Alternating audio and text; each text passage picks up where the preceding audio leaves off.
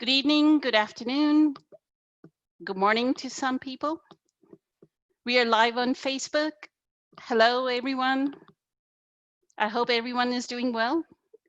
We've had a few trying weeks and wanting to find out how is everyone doing.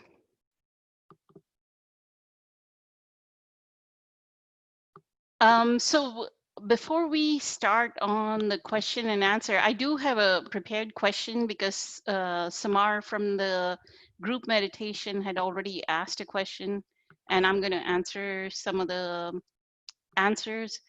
Even before that, I know the times are very turbulent, not only with the pandemic, but whatever is going on in America right now.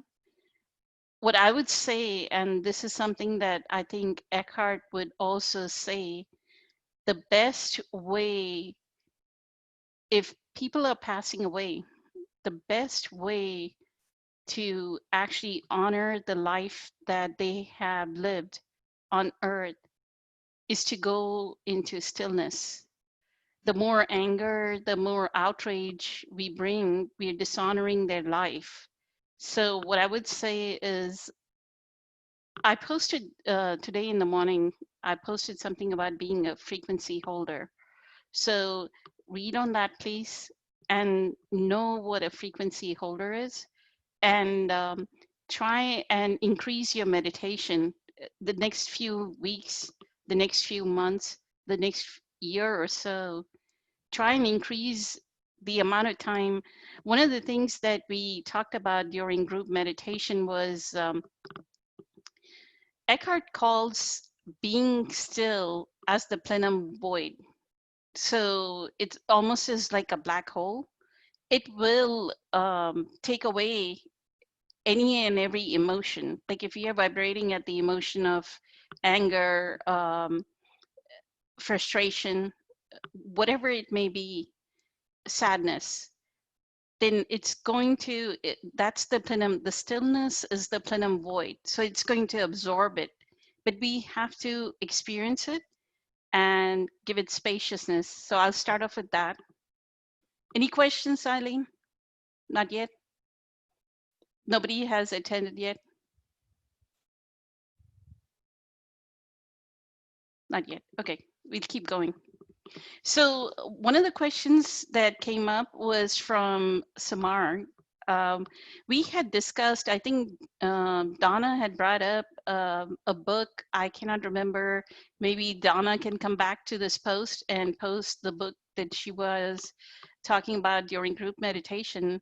But it had to do with how the body, how we should know of our physical body. And so in the Power of Now on page 26, and even this is posted on the Facebook group, there's a question that's asked. You say that an emotion is the mind's reflection in the body, but sometimes there's a conflict between the two. The mind says no, while the emotion says yes, or the other way around. So this is what Eckhart says. If you really want to know your mind, the body will always give you a truthful reflection. So look at the emotion, or rather feel it in your body. If there is an apparent conflict between them, the thought will be the lie, the emotion will be the truth. Not the ultimate truth of who you are, but the relative truth of your state of mind at that time. So, and I've taken the whole quote from the book and I've posted it on the Facebook group. Please read it. So what Eckhart is saying is that the body will always speak the truth. Like we may say, and that's why when we go further into the Power of Now, he actually talks about the portals of presence. One is, oh, great, Donna's here. Thank you, Donna. Thank you for the book. And she's posted it. That the name of the book is, hello, Donna. The name of the book is The Body Keeps the Score by Bessel van der Kolk. Did I say it right? The person's name, Bessel van der Kolk.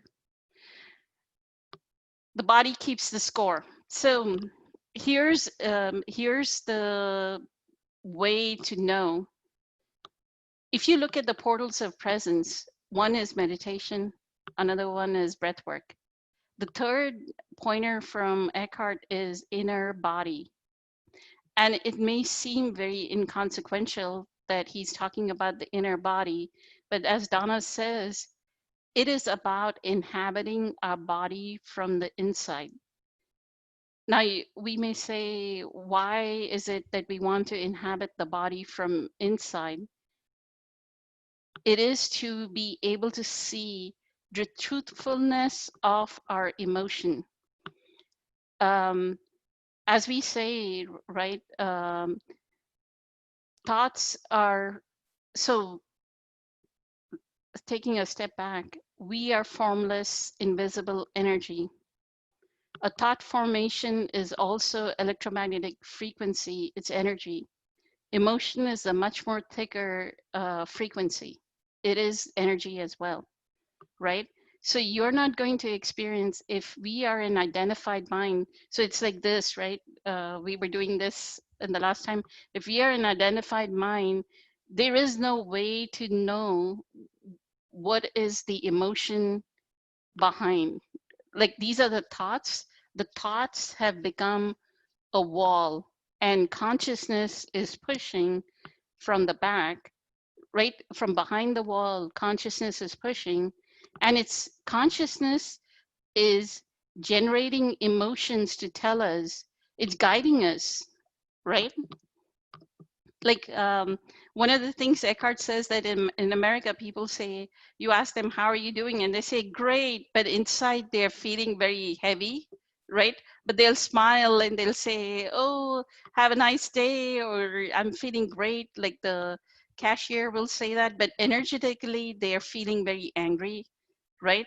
So that is the real emotion. The internal emotion is the right emotion, and that's what we need to feel. If we don't feel that emotion, like so again, going back to this, our thoughts are a wall, then behind it is emotion, another wall, and then consciousness is coming through and trying to send us signals through the emotion. And mostly what it's trying to say is, look, you have sadness, experience it. Look, you have fear in you, experience it, right? But the ego wants to put a band-aid on it and say, oh, I'm just going to drink a couple of glasses of wine or eat a big bowl of ice cream, and I'm going to wash down my emotions with ice cream, right? Or a big piece of chocolate cake. Or I'm going to go to Taco Bell and get some the greasiest, cheesiest nacho something, all dripping with cheese. So you know, that's what the ego does, and the noticing of it is, the more we do the inner body meditation, and Kiming has inner body meditation, the free resources, I think Eileen has posted as well, the free resources from School of Awakening. One meditation on there is Eckhart actually speaking to the attendees for School of Awakening at that retreat. And it's a very beautiful, it's in Asilomar. I don't know if you all know of Asilomar.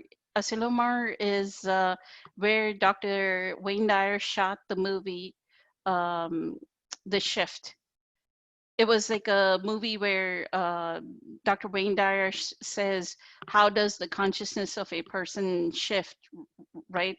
And there is that shown uh, in the whole movie. How does this person make their shift? Like there's a broken marriage and the tension in the marriage.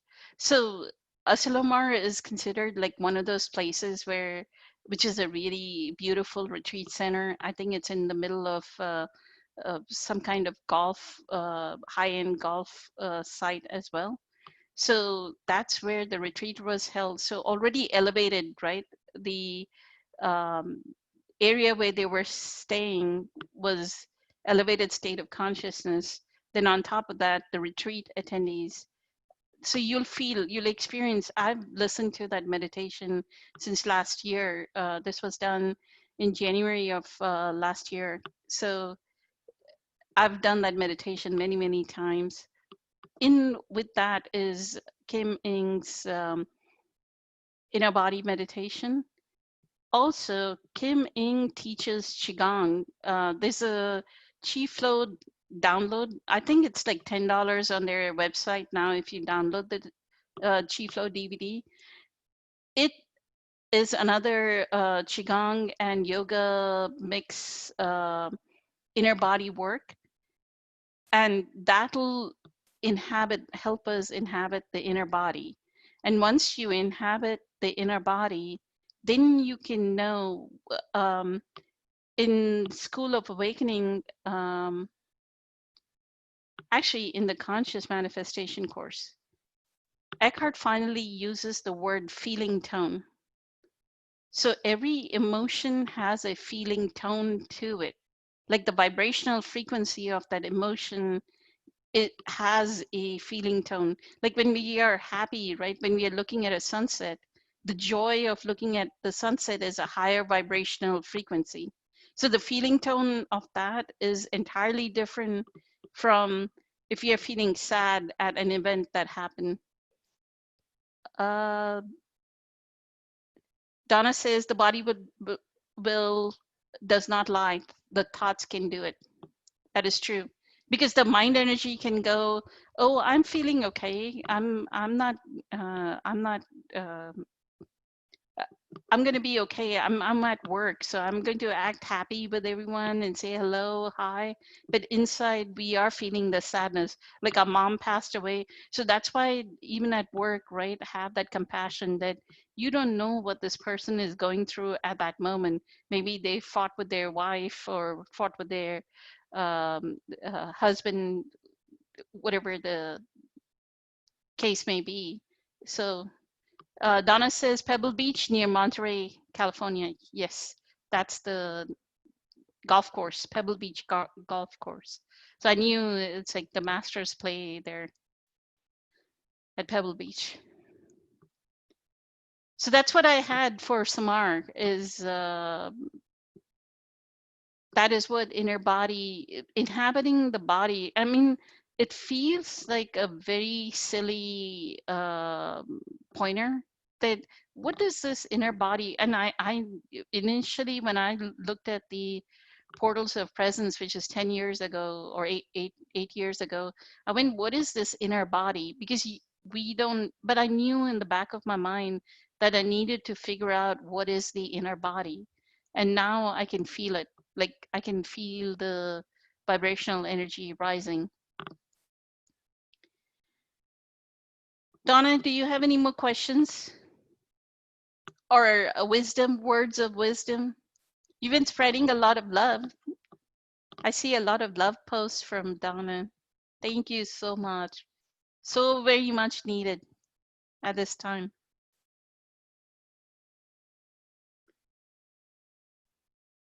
Not any other questions listed right now, but I'm not sure that Samar was here. So I've tagged her. Perfect. Thank you. Do you want me to tag other people too? I tagged a few. Perfect. We Thank have you. Christina's here now. Vlad is here now. Awesome. Donna's here. So is Cecily. Thank you. And Sandra. Thank you, Sandra. Hello, Christina. Hello, Vlad. And Donna Good to said see you all. thank you. Thank you for bringing up that topic of it. It really opened up quite a few minds, Donna. So it was a great spiritual teaching during the group meditation, right? Donna probably didn't even realize that she was giving the best spiritual teaching of that weekend when she brought it up on Sunday. So Samara was the one that was moved completely by your advice, Donna. So thank you. Grateful that you brought up that the body keeps the score. And the other thing we discussed during the group meditation was, and this is another thing that he says when he talks about the inner body, he says, so if we were not generating enough presence power, and so we have thoughts and emotions, and they become a wall. So not only do they become a wall, they become a wall between us, um, who we are as our inner essence, and as well as our physical body, right? And once they become a wall, then what happens is, so we are not experiencing our emotion, then that emotion will, according to what Eckhart has labeled it, right, becomes the pain body. Then leave alone the pain body. If we ignore the pain body, okay, there's a pain body, we ignore the pain body, then becomes a more severe illness. Like maybe we have, uh, you know, they say the diabetes of these days, the heart disease, all of these are, look at how many lifestyle illnesses we bring upon ourselves. And Louise L. Hay, this is the other thing that I had brought up during group meditation, is Louise L. Hay actually has a tabular map of, if this is the physical illness, then this is the metaphysical reason. And Louise actually uses affirmations, but to do an affirmation as well, an affirmation will only work if we are in presence. Just saying the words, I deeply and profoundly love and accept myself, I deeply and profoundly love and accept myself, is just words. The feeling tone, we are back to the feeling tone of, do we really deeply and profoundly love ourselves? And that deeply and profoundly love ourselves will only come from presence. Yes, trauma has. Thank you, Donna, for that wisdom as well. And if you've experienced trauma, then there is a wide disconnect between what your thoughts, emotions, the physical body, and that could manifest as different kinds of illnesses as well. Physical pain, severe physical pain. I know quite a few people during the group meditation talk about healing their physical pain, right? Through meditation. So yeah, once you connect back into your body, you can feel the knots, and that's what the inner body meditation is. It scans the body, like you, from the inside. You start with your fingers, your palm, your arm. You're scanning your body, right? Then you start to know that there is an inner energy to our body, and we're going to scan. The other thing is I was listening to the book, The Nature of Personal Reality. Is um, leave alone the thoughts and emotions becoming a wall, they also become the boundary. That is why the thought is called, you know, repeated thoughts are called beliefs.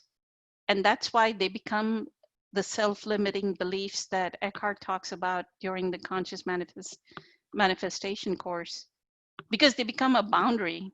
Then you're just seeing your selective perception of what is, what your mind, the mental construct, the thought, the belief is telling you what is.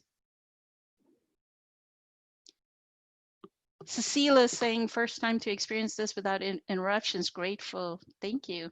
Trying to get the feel and joy finally to hear Poonam. Thank you so much, Cecile.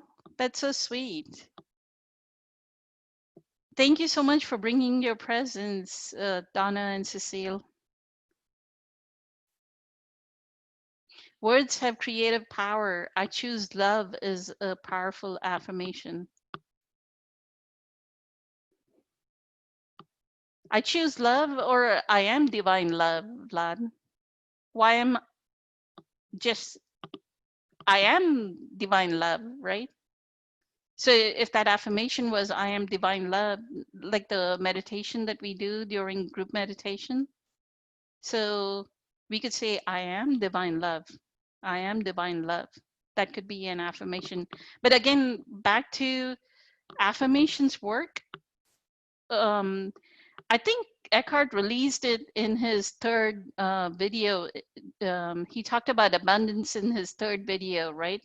He is doing the conscious manifestation, and he released his third video on it, on abundance. And what is abundance consciousness? Abundance consciousness is in this moment, if we are so totally and absolutely still, then joy is within us. So the abundance is already within us, right? We are already feeling abundant. So that is the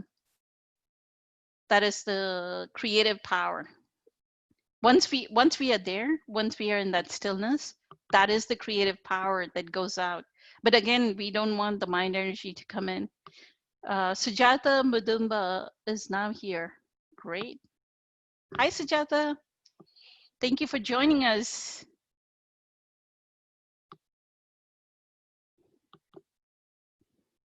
You know, great. So I was talking about boundaries, thoughts becoming boundaries. So here is what we talked during group meditation, right? Somebody, the topic of the conversation during group meditation was, what is my purpose? Why am I here? Why did I, as a soul, whatever the belief may be, right? Why did I take birth here as a soul onto this earth and suffer and suffer and suffer? And my thing is no, we did not suffer. Consciousness is just coming through billions of forms, and all consciousness is saying to humans is, I'm flowing through you. Let me flow through. And that's what I'm saying, is that becomes a boundary, right? We are closing the shutters. We're closing the shutters in the form of, I'm a loser. Eckhart himself says he's not good at technology. So he's closing a shutter, actually. He's saying, I'm not good at technology. There's some form identity to Eckhart as well. He's not completely formlessness, right? He'll say something like, what does he say? I'm at peace with my illness. I'm not going to go to the doctor. I'm going to be at peace with my illness.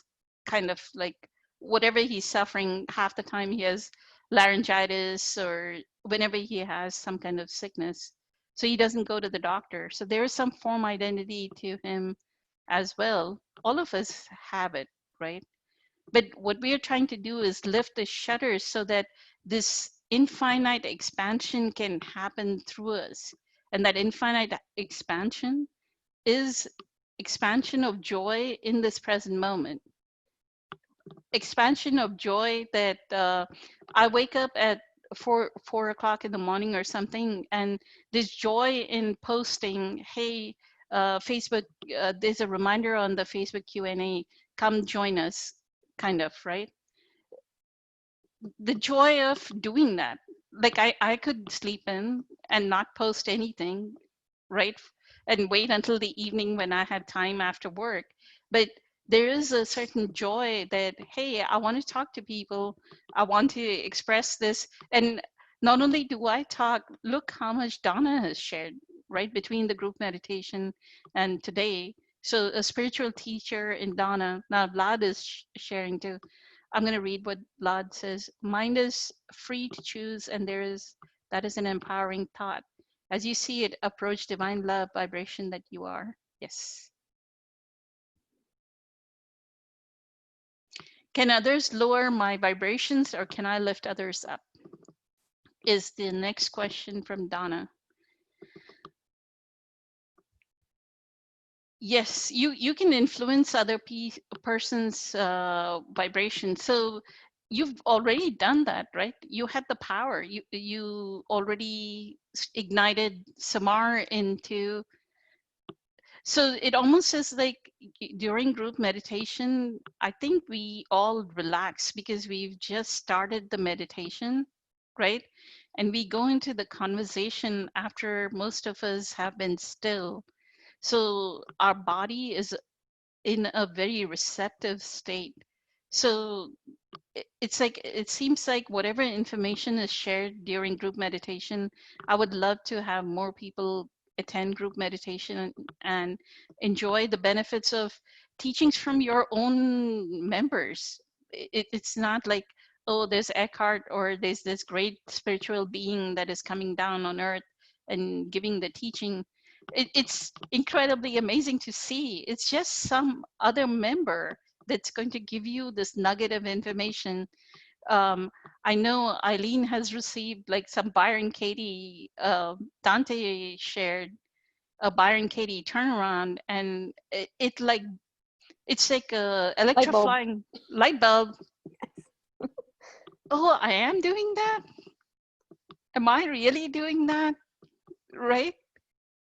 And I loved his very quiet. You're saying huge struggle? I can never forget Dante's face that says, you mean to say this is a huge struggle? What do you mean by huge? Right? Nothing is huge. I love the way he, can others look? So, okay, yes. And others can lower your energy.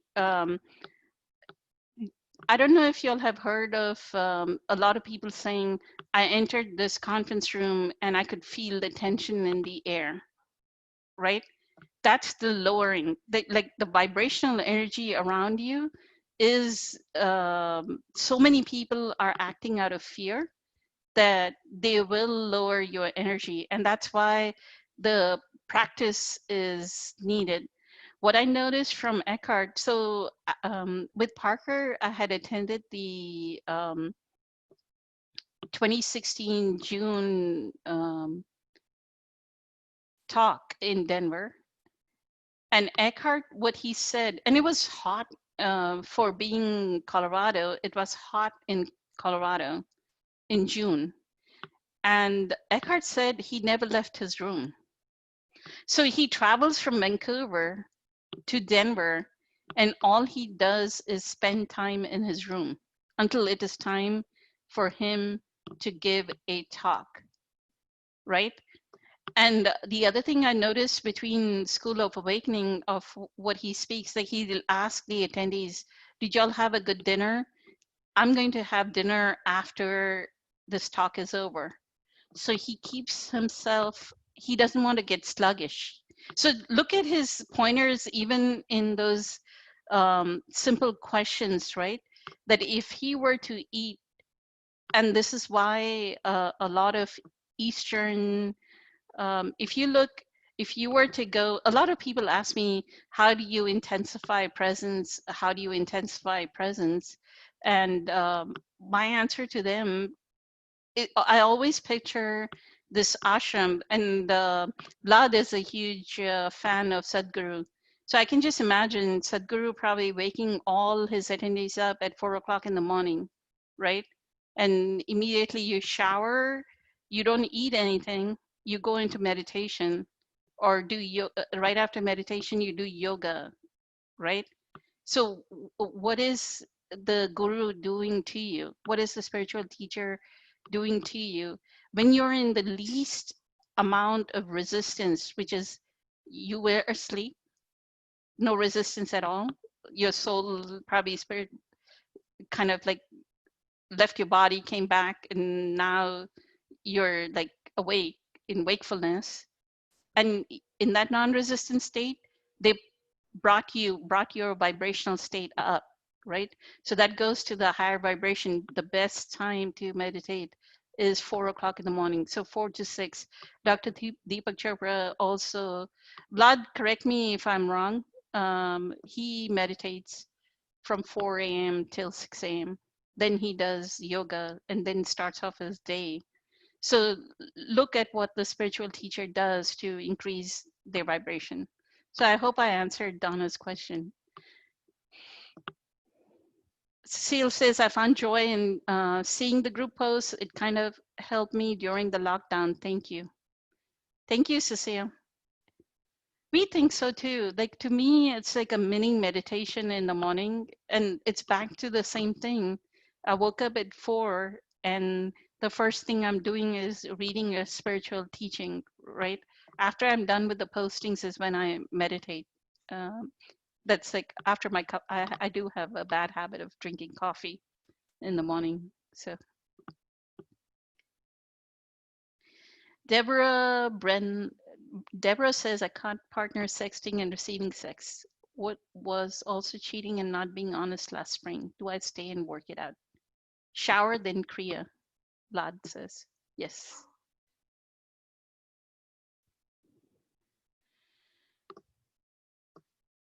Do I stay and work it out? I would say, Deborah, it would be there is a chapter in The Power of Now on enlightened relationships. Now, I don't remember if it's 8. I'm going to look real quick, hopefully.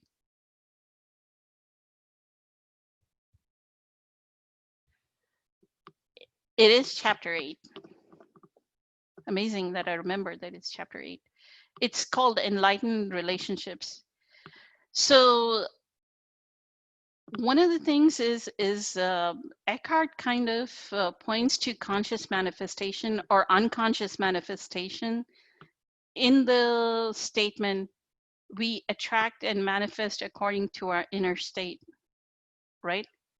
So the moment we said somebody cheated on us, what we have to look, and it goes back to the vibrational, what is the thought, what is the shutter that you have closed, is look in your life since childhood.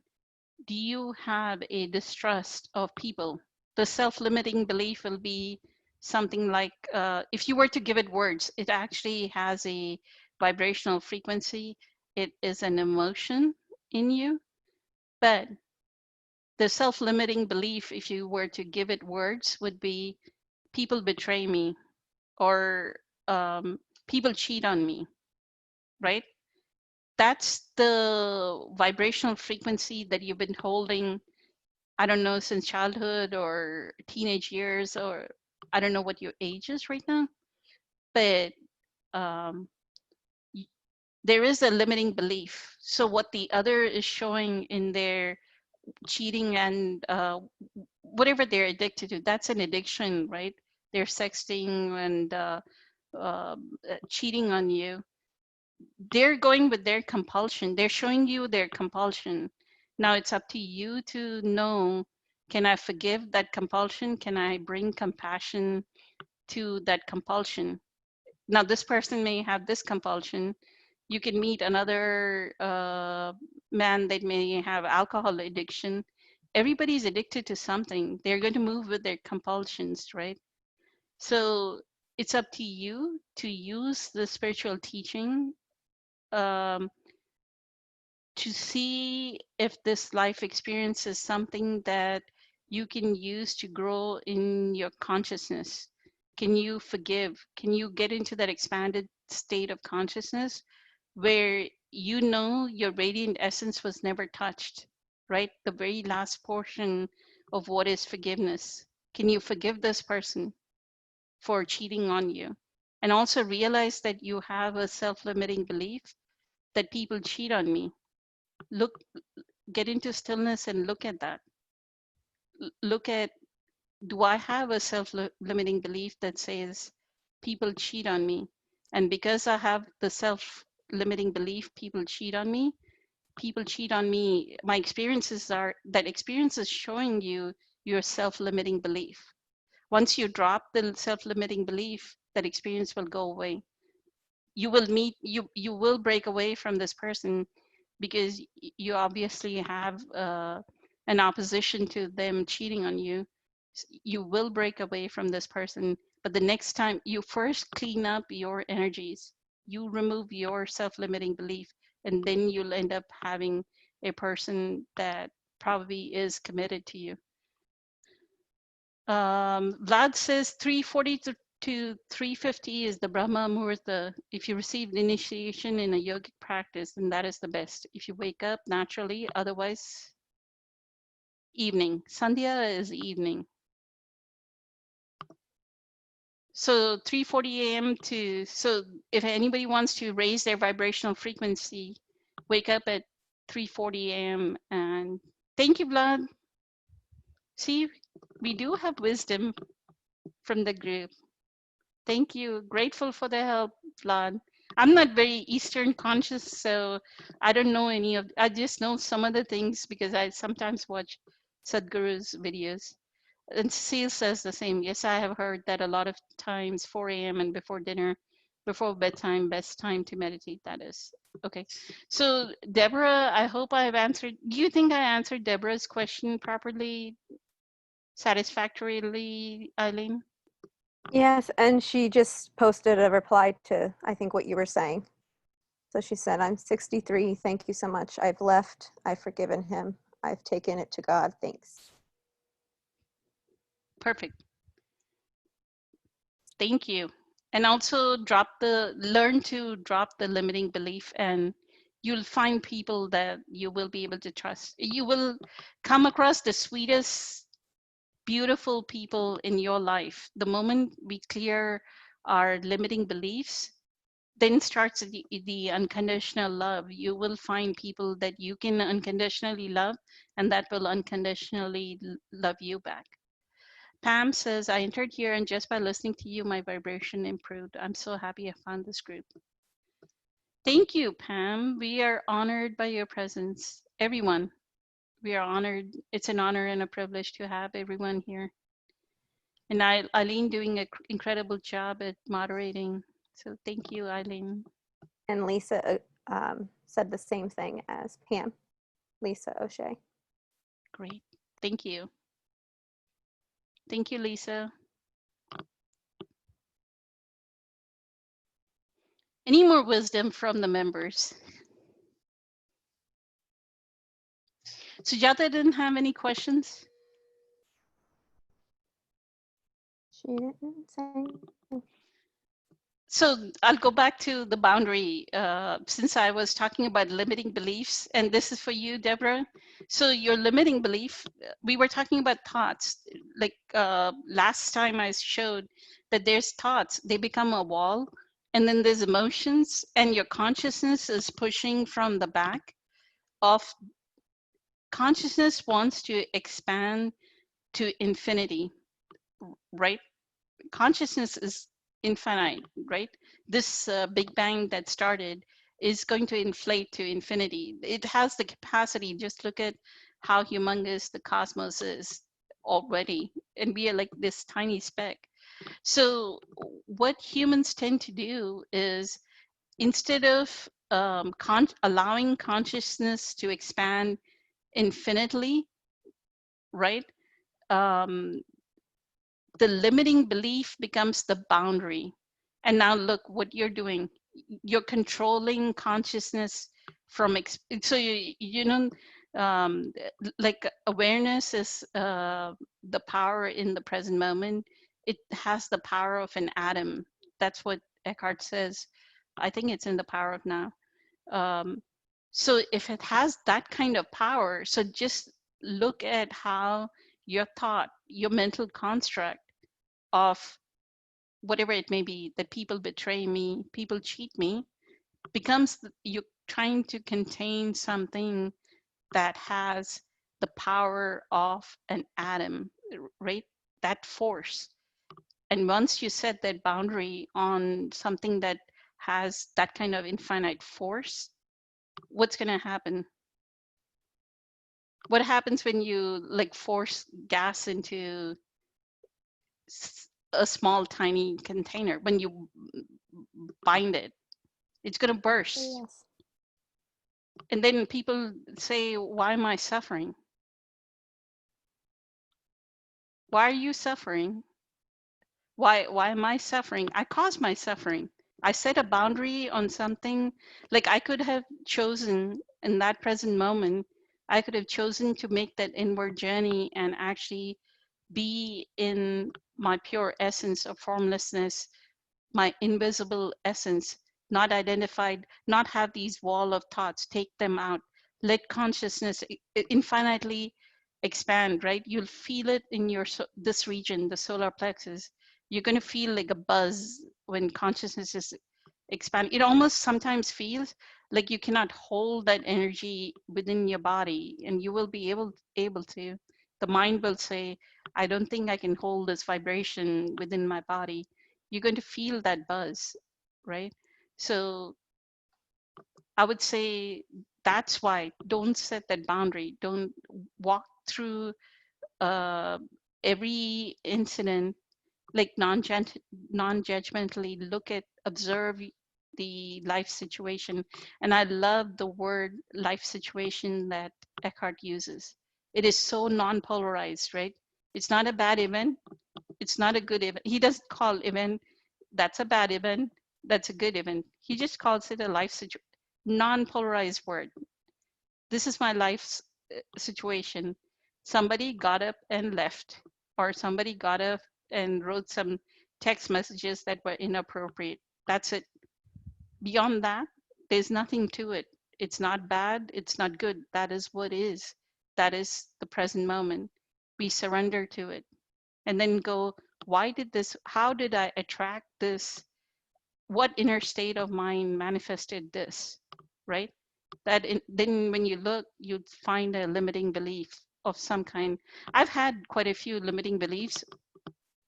I think Parker and I have done videos on being overweight, that I used to have a limiting belief about financial loss. So not being, um, what is it? Security against security. So what does the body do? It wants to feel secure, so it gains weight. And no matter how less I eat, how whatever, the body gains weight and that limiting belief.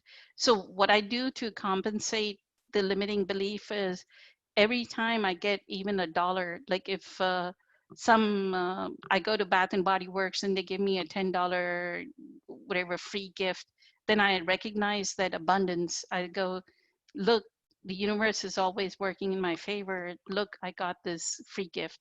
I'm going to drink a sip of water. Just one second.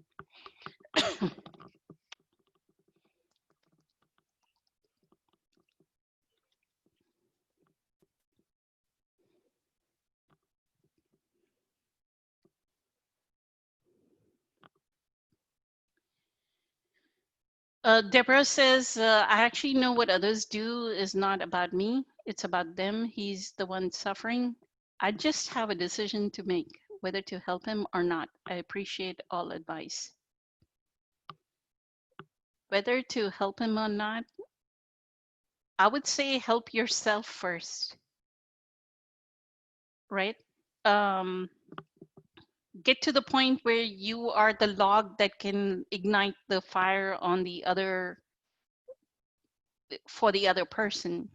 You don't have to worry about helping others. So one of the things is you know, and this is something that I have learned supporting the group 4 years, is other than ourselves, we cannot, I can work on myself and that's it. I cannot work on anybody else in the Facebook group. That that human being. So we are kind of by us saying, I need to help another person, we are disempowering the other person. We are saying, I am God and I can go help Eileen change her. No, Eileen has her own inner beingness. Every person has their own inner beingness. They need to align. And this is the kind of visualization that I give is, here is your inner being, and we are vibrating here on the lower frequencies, right? We have anger and frustration or whatever. Every human being has the potential to come up here aligned with their inner being. Every human being has that capacity. And if not, you're disempowering the other person, saying, they cannot go get aligned with their own inner beingness. And that's what Eckhart is saying too, right? He is working one pointer at the causal level, get into presence, get into awareness, get aligned with your inner beingness, right? So get up here to the highest vibrational state. Once you're aligned with your inner beingness, you're connected. This is connected to source. Source is going to love that person, whether they were sexting or they were having affairs, does not matter. Source loves all of its creation. That source is unconditional love, right? It's not going to say, oh, I love this person and not love this person. There is source is not that way. Source is non-polarity. It's that's why a lot of people say it's what is it, monotheism, right? It's just one single I mean, anything that source creates is not positive or negative, kind of thing. So I mean, his inner being is loving on him. So his inner being is giving him experiences himself to go make that step, right? But what I would say is, now that you have had this experience, you work on your state of consciousness, raise your vibrational frequency so that you are experiencing that unconditional love and you can offer it to anybody that is around you. Uh, I don't know what the life situation is, but if you have you go to a store, when you're interacting with the person at the cash register, or you're asking for help with the groceries, you ask somebody, the presence that flows is entirely different when you're in your presence power. And you'll see that the universe will come, you'll just see yourself elevated once you're in. So I would say work on your presence. I think Sujata asked for affirmations above, and Deborah's message came in between. Our mantras, affirmations. Now says our mantras, affirmations. Mantras are a, I, I wouldn't, it's not an exact, I think Dr. Deepak Chopra actually uses mantras almost like he gives it a sentence, kind of.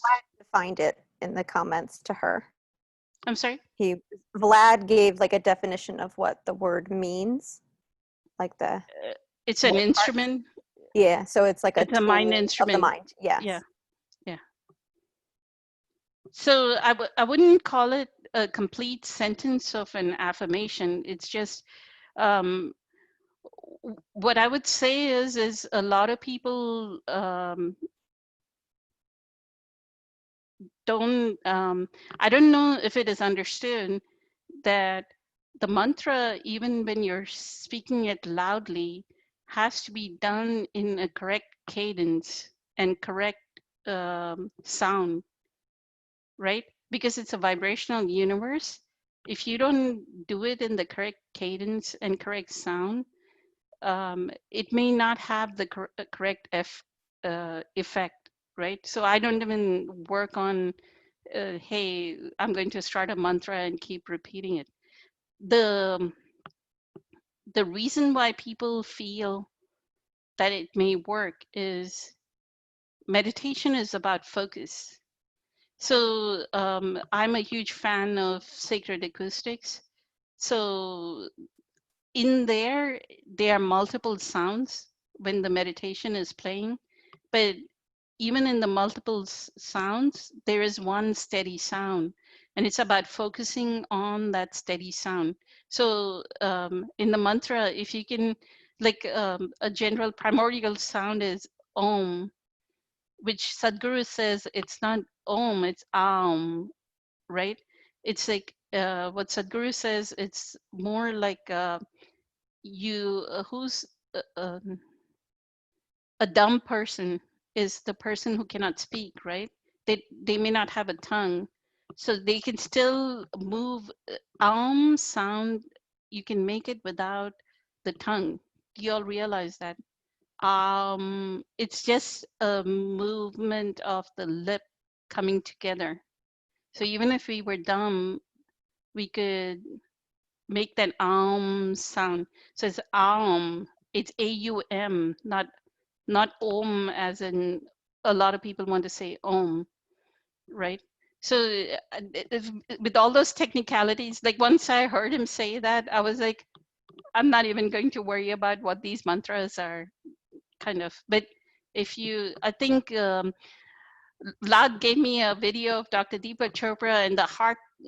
This thing is yum. Yum, everybody can say it, right? So you can hold what Dr. Deepak Chopra was saying is put your hand on your heart, right hand and the left hand, and say yum repeatedly. Yum, yum, yum.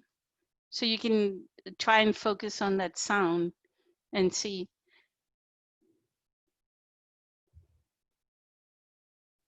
We receive, however, what Eckhart gives seems so much more that what we put, and I can say that for many other people. Don't you feel Vlad, what does that mean, Eileen? That's true, we receive what we put. However, what Eckhart gives seems so much more than what we put. I think he's talking about the energy that we talked about a little bit ago. Somebody had asked, I think it might have been Donna who asked about, can we raise other people's energies, or can their energy affect us? I was connecting it to that. So is Vlad saying Eckhart gives much more than what we give him back? Saying that And Eckhart seems to give off so much, like I very can say high that for energy. many other people. Don't you feel the same? Oh, Eckhart has a higher vibrational frequency. You'll have to clarify that, Vlad. Do you mean to say that Eckhart has a higher vibrational frequency, or do you mean to say he gives as in look at how much content he's putting out?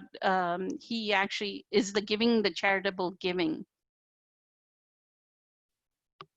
So, and Eckhart is a prime example, right, of the infinite potential of a human being when they're connected to Source. Look at how much abundance Source gave him. There was a point in time in his life that he was living in his car, homeless. He was in a bed sitter in London, right? Um, so from that poverty, and he said for the longest time he lived below the line of poverty in London, right? And then he suddenly got this intuition, moved to North America, which is Vancouver and California, I think, um, Northwest and West, and wrote The Power of Now. But look at how the universe arose once he got aligned with Source and asked for acceleration. Then the universe, that's the infinite potential. Look at the push of consciousness, right? So when all his identification dropped, look how much consciousness poured through. And that's what that one single human being is showing. If one single human being can bring about that much abundance, how much more can all of us do if we got into that state of stillness, connect, constant alignment with our inner beingness, right? And that's what law of attraction, Esther Hicks teaches exactly the same thing. You get aligned with your inner beingness, and you'll see, just like Eileen was giving an example, that she kept thinking the thought, she's going to teach fourth grade, she's going to teach fourth grade. And that's what happens. Look at your manifestation, right? Not realizing that you're actually, we don't realize, even drinking a cup of coffee, we manifested that cup of coffee very easily. We could have been destitute and not have had the cup of coffee, right? If we were in our mind. But we are having a hot home. There's so much to be grateful for, appreciate, hold sacred, right? We've manifested in the comfort of what we are experiencing right now. There's a couple comments there about mantras, but Vlad did answer your question. He says it's infinite love, so what flows is so much more than what we share. It's referring back to Eckhart. So what he gets back, I think he gets back from, so for a person who's connected to source, they no longer want anything back. The connection itself is enough, right? So he may be joyful, actually knowing Eckhart and how much, like what I was saying in the beginning, right? That he came to Denver. Wouldn't you go out, like you came to a city, you traveled, wouldn't you at least go out and shop or look at the city? No, he stayed in his room. So to him, being in that inner beingness and feeling the joy of his inner beingness is enough. He doesn't want anything more than that. I do know he gets a lot of the connection is established the moment he comes on stage, right? And we were sitting in the so somehow the universe responded. They wanted Kim in the role, the second row, right? Kim and Kim's daughter and the foundation guys were right behind us, right? So somehow we got moved. We were thinking we were going to be in the second row, and we got moved to the first row. That was another beautiful, to be able to see him like right in front, right? So he gets a lot of electricity from the attendees. He loves his attendees. And that's the, like he bows down like this, like he is in absolute, the Satchit Ananda you should see at the end of every retreat. The way he bows down and he really enjoys his attendees, whatever, whether he's doing a 2-3 hour talk or he's done talks all throughout the day during a retreat. He loves, so he's getting, the universe is providing him what he loves the most, right? Yeah, Sujata said that he embodies consciousness, so consciousness does not receive anything, only gives. Yes, and it has infinite capacity with which each and every one of us have that infinite capacity to give, right? We just have to fill our cup, get into stillness and be fill our cup. I'm going to read a few more. Sandra said a mantra connects with universal vibrations that centers to a higher connection. There's 2 comments before that I think we haven't done yet, Damien and Julia. Damien, David, hi. Could you describe what's your technique for being present at the moment? Do it.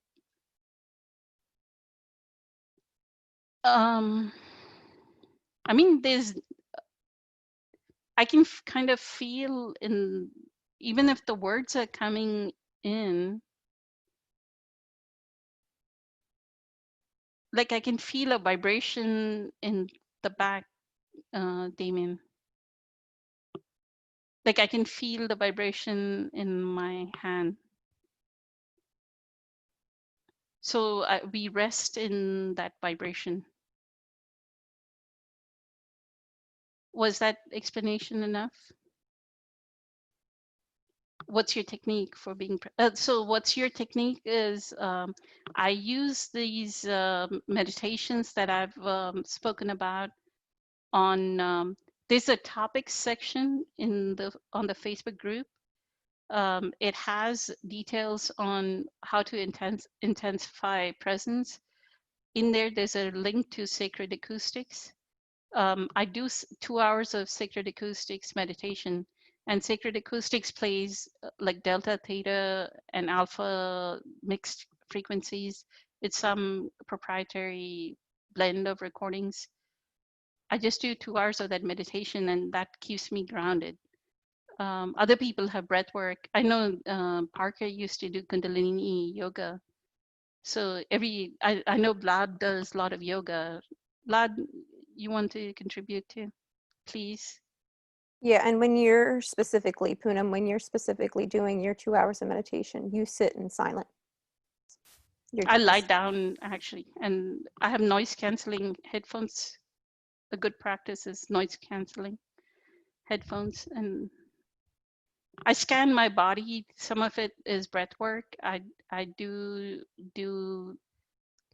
like the long breath, hold, and then expel breath, hold, like a long expel, hold.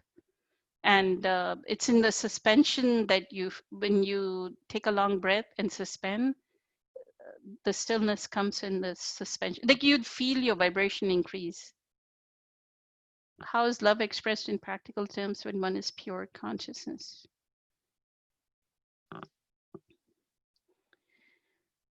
Um, did Eckhart, I'm trying to remember, somebody asked Eckhart this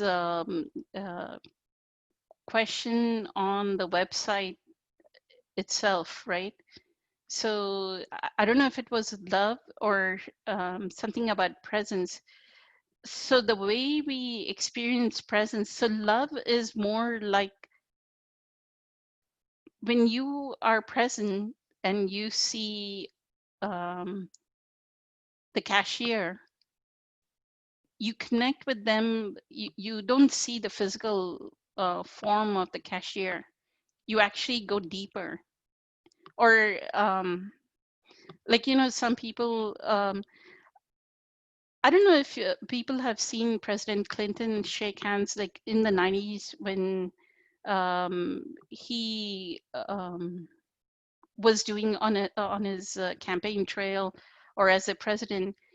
Do you all see how much he transmits as a human being? He may not know that he is being present or he's giving presence to another, but the way he actually, the beingness flows. I think President Obama was that way too. So you'll see in charismatic personalities, right? Oprah is another, Eckhart is that way, Kim Ing. Um, so when we were in Denver, we did the Presence to Movement and stopped at the very end and talked to Kim Ing one on one. And Kim just like holds my hand and she just like, as though we were friends and we had met. I'm an attendee, right on their this thing. But the way she holds my hand as though we were souls, you just feel like a connection, like you've known them for hundreds of years kind of connection, right? I feel like that with love, like as though there's some connection with Eileen, with Christina. So Donna, there's like I've never met them in physically. Now we've seen each other, right? So it's something like that, Julia. That you just feel the connection. It's like you're connecting to that person, and it has nothing to do with the physical form, is my experience. Damien added question to what he previously asked. You feel the vibration on the breath behind your head. Can you feel when you enter alpha waves? I mean, I don't know if I'm at alpha, what wave or frequency I'm exactly on. I don't feel it behind, I feel it in my body. Like the heart starts beating like over here. Like, when you run too fast, doesn't the heart start beating over here? It's like I can feel a vibration coming in here. And then when I go deeper, it's like the wave. Sometimes I put my hands out, so the wave goes across for me. Louise says she was in Denver at the same event. Yay! Kinship 2016. Yes. That's when they started the foundation. Like the foundation folks were right behind us. Um, I think they had the person that did the foundation for the Dalai Lama sitting behind us.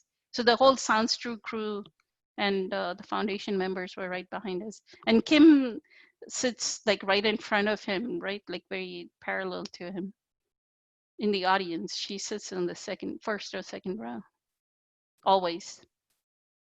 I think she holds some of the vibrational frequency she holds it for him. Like she listens so attentively as though he's speaking to her for the very, very first time. How are we doing on time? Okay, we're at the hour. I think, sorry, some mantras are difficult because I'm new to it. I use Soham. Okay, so hum, so hum, hum.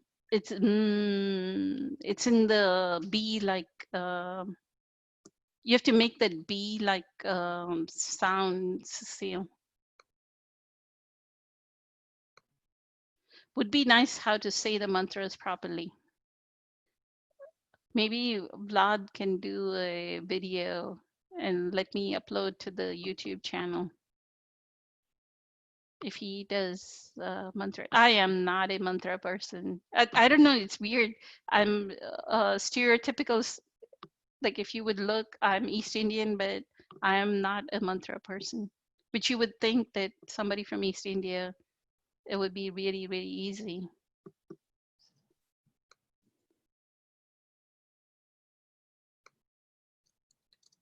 Thank you.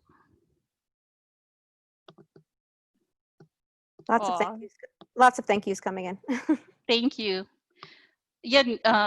So as far as the mantras are concerned, um, one of the things is we call pronunciation, ucharan, pronunciation of the.